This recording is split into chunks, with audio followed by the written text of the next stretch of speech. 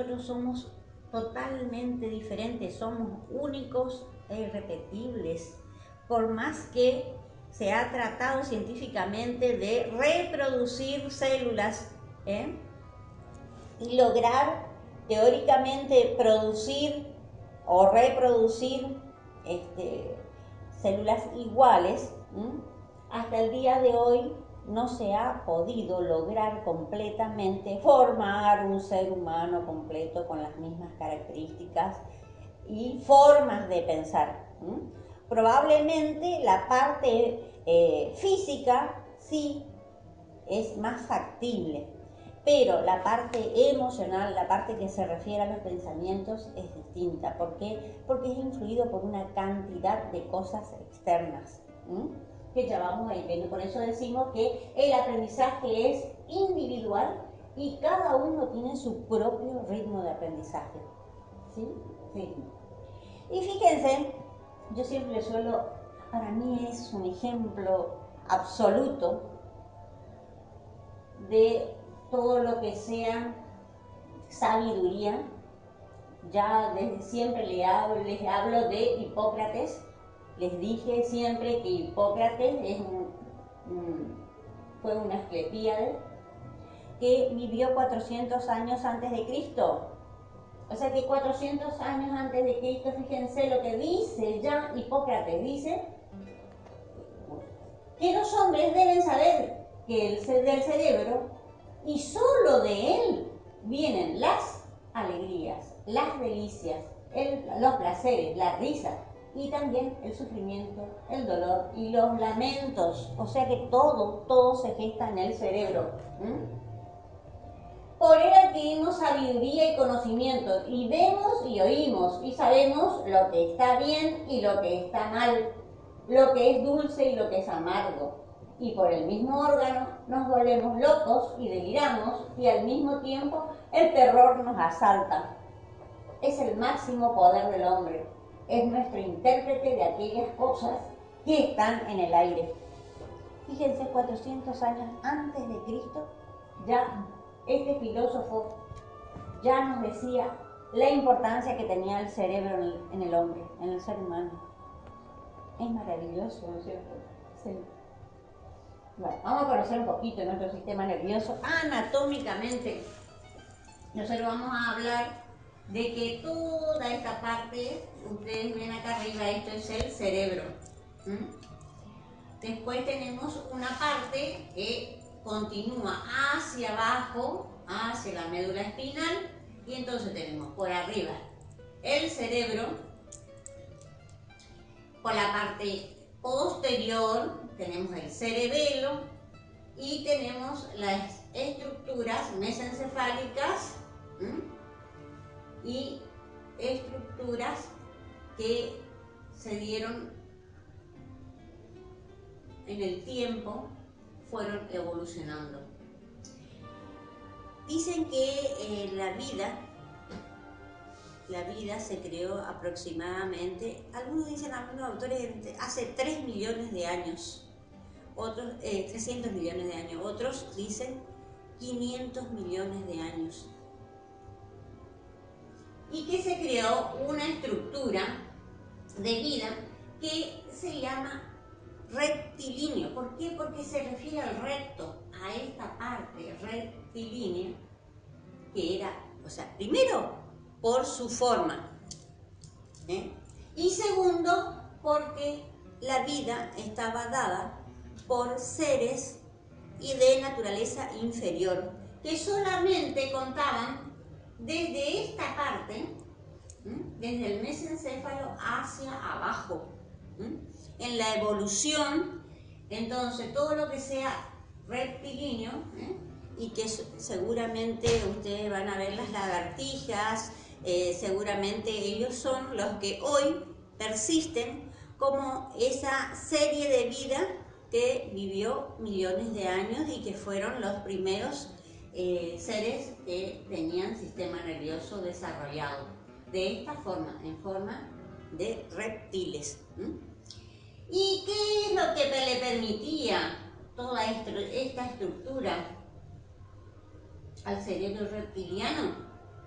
les permitía solamente cosas instintivas que les permitían mantener su especie, mantener su vida, procrearse, alimentarse y dormir. O sea, lo que nosotros llamamos supervivencia, nada más que eso. ¿Sí? Con el correr de los años, la evolución va haciendo que aparezca esta parte inferior de acá abajo. Esto que yo le estoy marcando acá, que es la estructura que apareció en segunda instancia sobre el cerebro reptilíneo. Se suma esta parte, que son una serie de núcleos importantes y que da origen a todo lo que sea emotividad. Y ahí entonces nosotros nos vamos a dar cuenta que es una estructura que se llama estructura diencefálica. Y por encima de eso aparece aproximadamente hace 200 millones de años. Esta estructura diencefálica formada por núcleos importantes como el tálamo, el hipotálamo, la hipófisis, las amígdalas, todas esas cosas, el cíngulo, el cuerpo calloso, todo esto se forma entonces hace aproximadamente 200 millones de años. Posteriormente, y eso es lo que lo compartimos nosotros con los que en este momento tienen, por ejemplo, los cerebros de los animales que son nuestros amiguitos muy queridos, como son los perros, los gatos, los conejitos, los ratones. Tienen hasta ahí, hasta esa estructura diencefálica. Hace 100.000 años, o sea que primero hablamos de millones de años, fíjense, 300 a 500 millones de años, esta estructura reptilínea. Después, esta estructura diencefálica, estamos hablando de una creación de 200 millones de años atrás.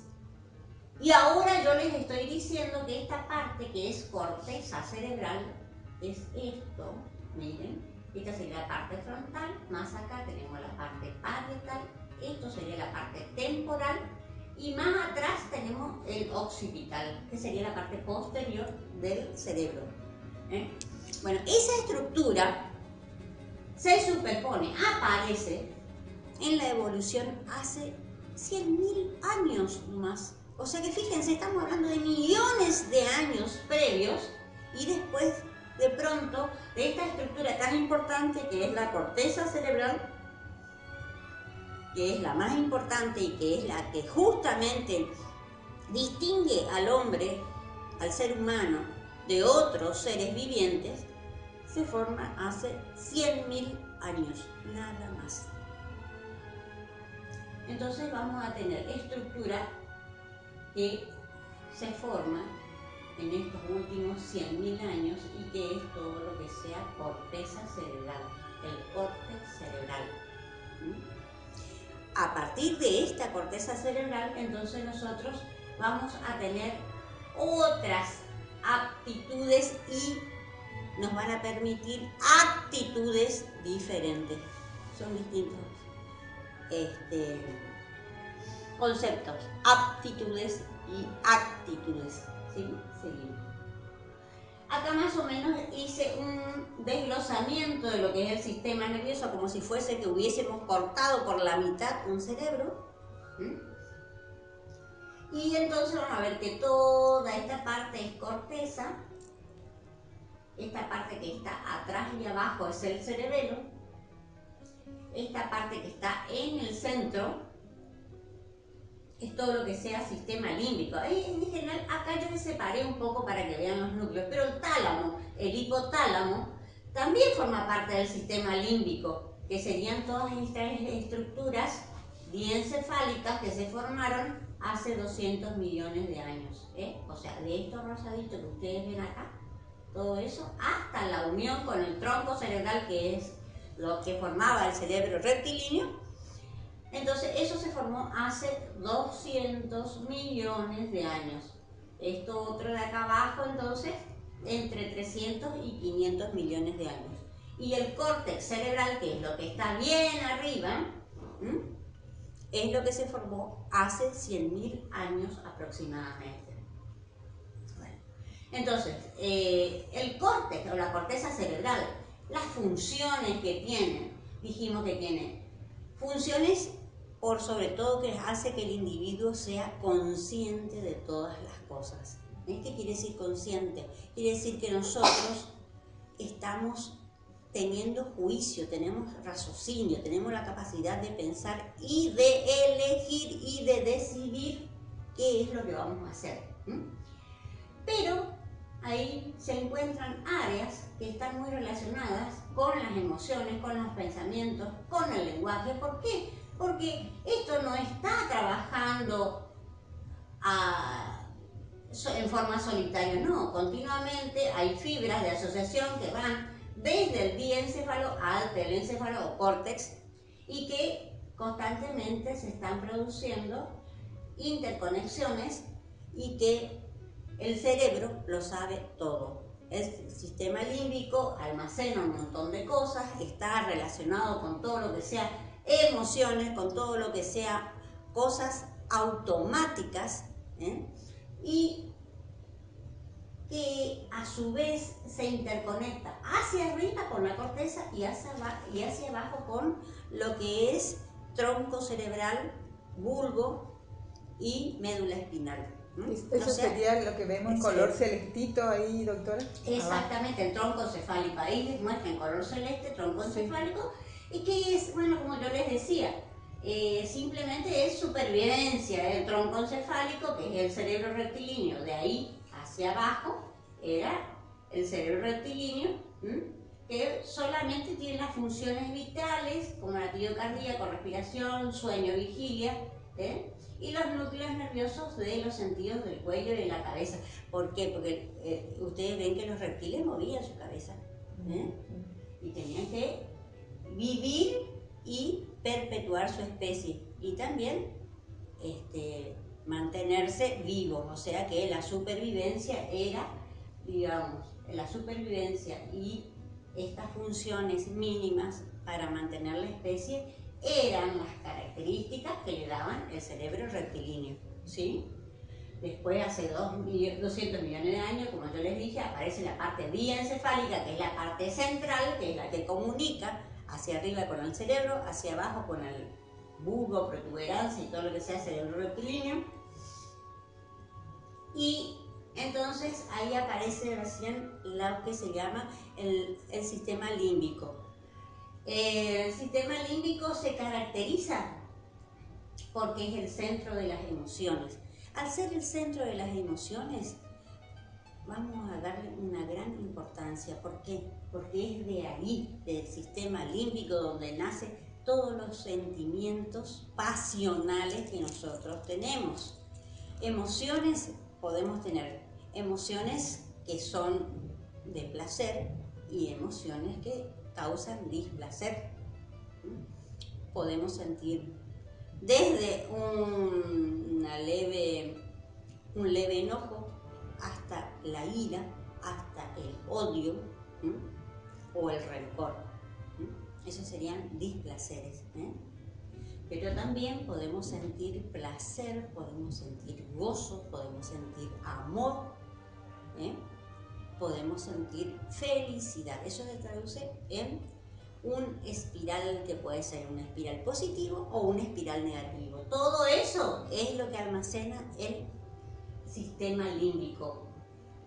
Y eso, como generalmente nosotros decimos que en el sistema límbico se almacenan todas esas emociones, desde que nosotros nacemos, inclusive antes, algunos dicen mucho antes ya, que antes de nacer, que el cerebro ya es capaz de captar algunos sonidos o captar inclusive algunas sensaciones de voz o sensaciones de cariño.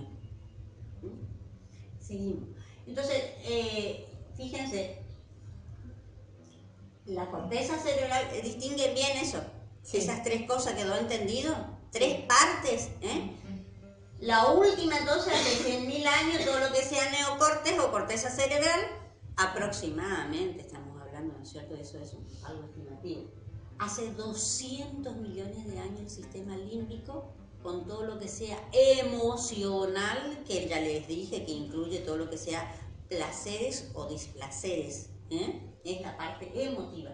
Y por último, la parte rectilínea, que fue la antecesora de toda vida. Seguimos.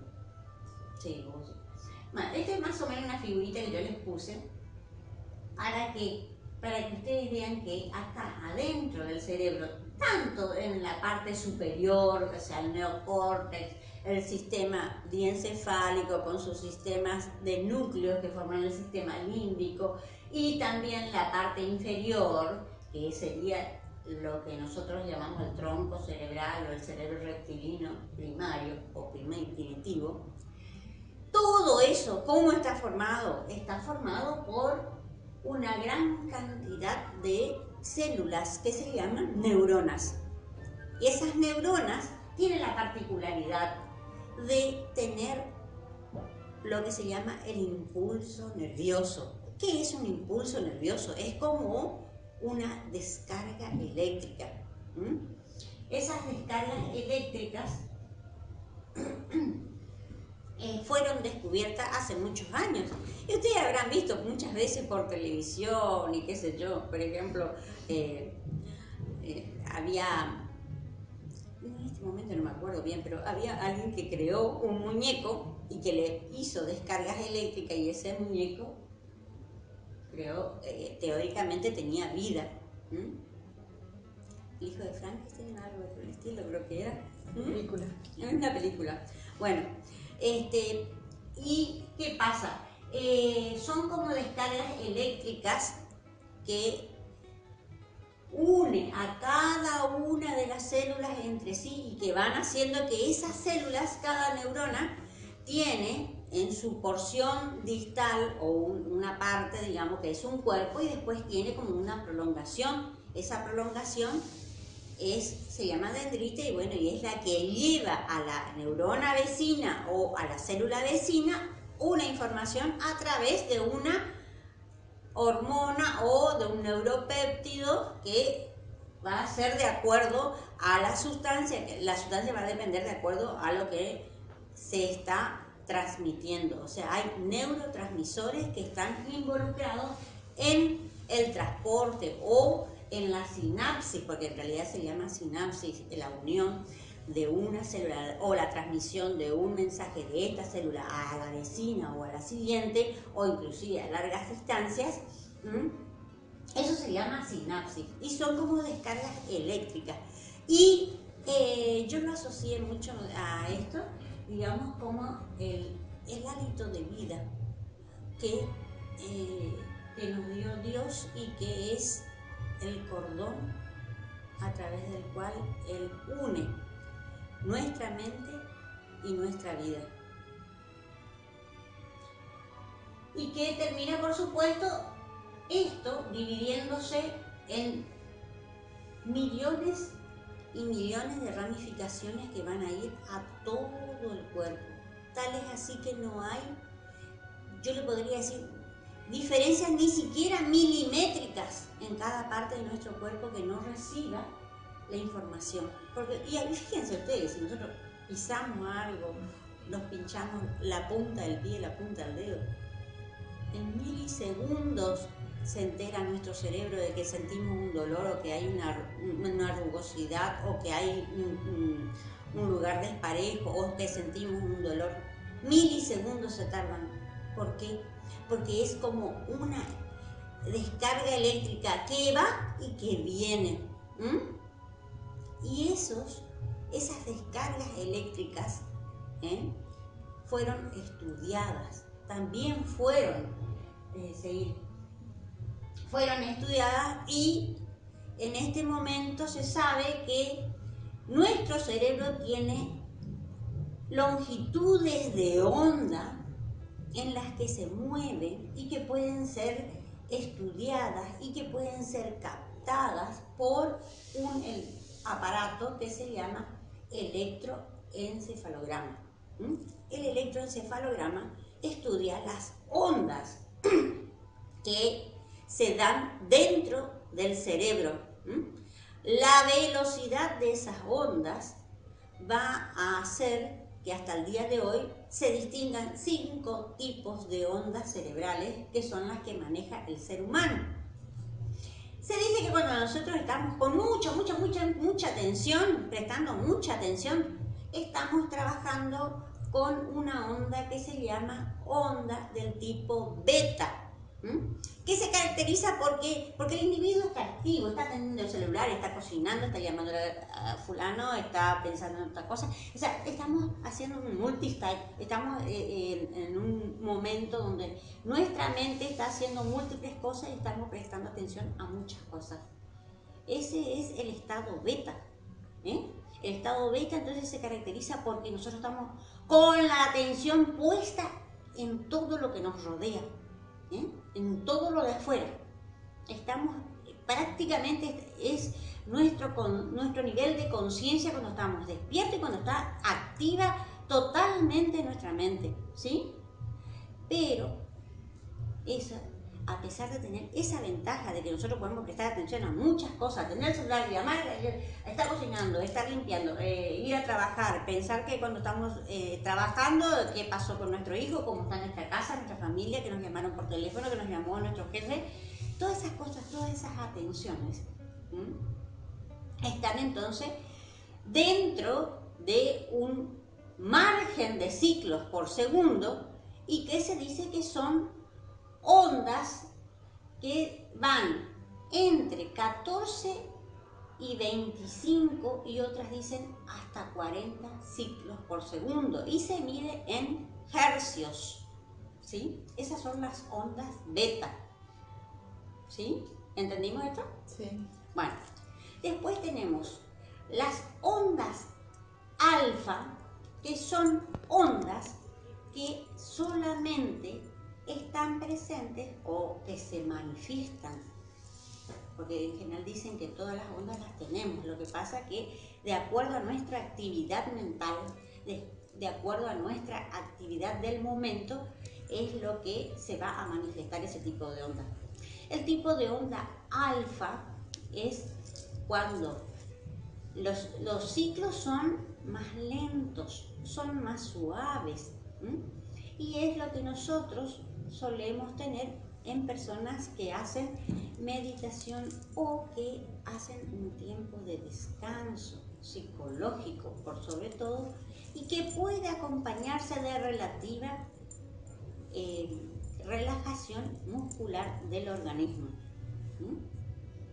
En general, dicen que una vez que nosotros bajamos un poco el nivel de atención y vamos interiorizándonos, va bajando ese nivel de onda que de estar en beta baja al alfa y que nos hace sentir como una introspección. Vamos mirándonos hacia adentro, hacia nosotros mismos. Vamos calmando nuestra mente para prestar atención a lo de afuera y prestar más atención a nuestro interior. ¿Sí? Bueno, teóricamente eso tiene aproximadamente, o sea, se mide, dice que está entre 6,5 y 14 ciclos por segundo. Esas serían las ondas alfa, ¿sí? Que generalmente cuando nosotros hacemos una relajación o una introspección podemos llegar a la onda alfa.